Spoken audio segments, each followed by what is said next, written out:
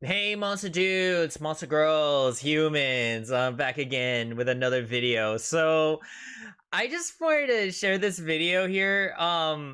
So IGN gave this game, Mario and Luigi Brothership, a bad review, but first I like to discuss, I'm having a ball with the game. The game is really, really fun. I really feel like the game really contributes a lot compared to the last sequel game, because that Mario and Luigi Paper Jam nobody wants to talk about because that game was bad.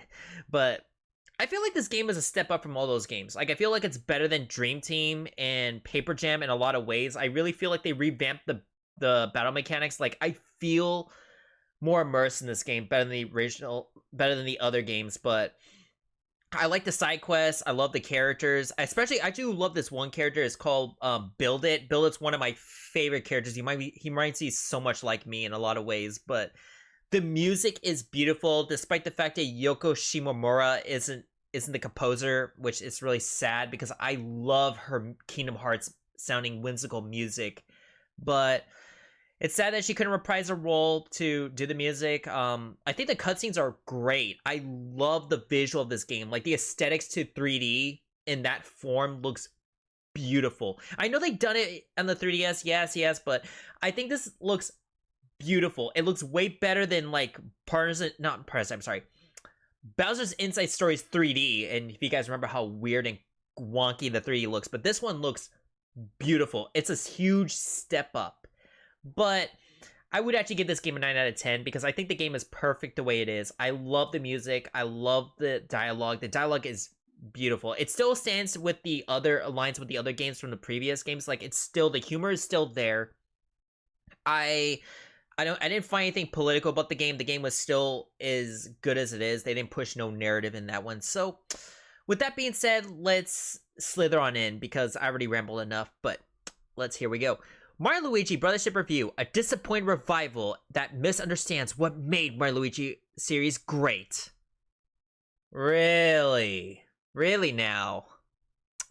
If you're living under a rock last year and are craving a Mario RPG, then I got good news and bad news. Nintendo has put 3 of them in the last 12 months, including the fantastic remakes of Super Mario RPG and Paper Mario: The Thousand Year Door. The bad news is that Mario Luigi Brothership is only original adventure so far that Plumber's role-playing renaissance is easily the worst out of the bunch, an incredibly frustrating return for the series. I hold dear. You seriously never played Paper Jam? I'm gonna say this right here. You have not played Paper Jam. You're seriously full of shit. Apart from the action-packed turn-based battles, it fails almost every way to capture the magic of the best Mario and Luigi games while also clinging to their bad habits, like ridiculously chatty dialogues.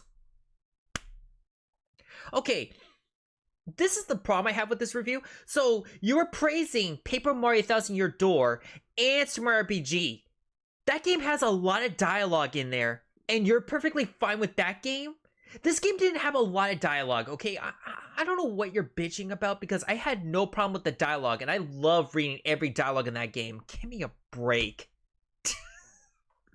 I'm so inclined to feel that they hired some rando who's never played any of these games and just took like an AI, like some AI, what's it called? They got some like AI script to have him read this. This is what I feel like. Alright, whatever. Let me see where I left off. Ridiculously chara, overbearing hand-holding, and boring runtime padding fetch quest. I mean, okay, again, this goes back to what I said. The other games had that too. They had fetch quests, they had all that stuff too. But you're gonna freaking praise those games, and then you're gonna say, like, oh, it's the bad habits of... Oh my god, this is what I'm talking about. Coupled with the shockingly bad performance issue, distract nearly every turns, and nearly 10 years of waiting for a bad new Mario Luigi hardly felt was worth the time the credits roll. Nearly 10 years. Again, he's never played Paper Jam, so he skipped the crossover. This is such a bad review. No, like, Oh my goodness! IGN is full of shit! Wow! No, really, wow! Oh my snake gods! They never played Paper Jam, so oh my goodness! They probably did rate it, but they probably got some different loser to freaking review that game. But still, oh my god! This is when you know they're full of shit. That's amazing. That is amazing. Oh my god, that is so bad. Like I am so appalled by this review. Like, you know they never played this. Oh my god, let me see. Speaking of kids, the Brothership makes it feel like a baby's first RPG.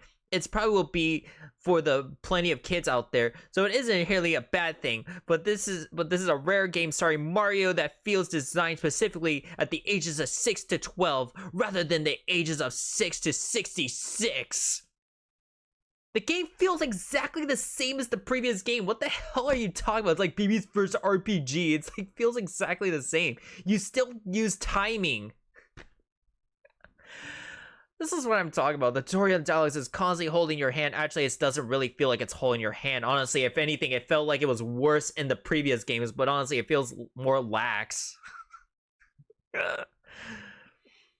The dialogue repeatedly reminds you of overheated story, objective, and brotherships. Spend far too much of the already bloated 34 hours runtime refreshing the same tired notes. I lost count how many times the characters in shock to learn Mario and Luigi were on a mission to reconnect the Concordia Islands.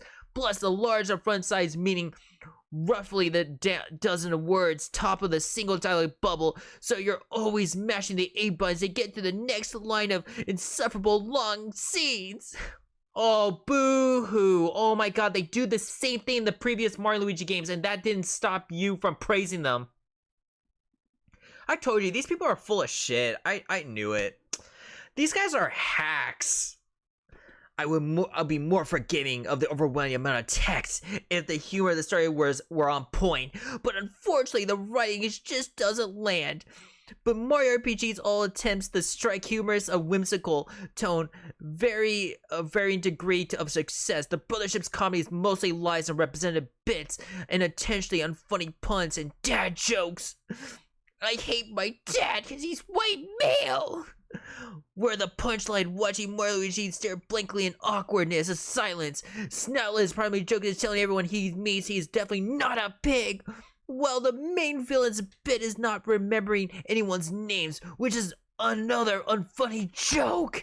It's all beaten to the ground before Brothership stops returning to it. Again, the game is dozens of hours and those jokes never evolve or get any better. Oh my god, this is so painful to read. Yes, I do get annoyed with, okay, they got 1 point right. Yes, it does get annoying having to repeat what our objective is. I will grant them that, but it's not that bad. This game is not that bad, but I digress. This is not the part I wanted to talk about. The one thing I really wanted to talk about, oh yeah, they bring up Paper Jam, but they never talked about that. Get the fuck out of here. You know you're full of shit. But that's not what I wanted to show. So what I wanted to show here, and this is why I wanted to show you the other stuff right here. This is another thing they said. Apart from the great battle system, Mario and Brothership is incredibly disappointing revival. Oh yeah, let me see. That's not what I want to read. Yeah, they really hate this game. They gave it a 5 out of 10. But what's really funny,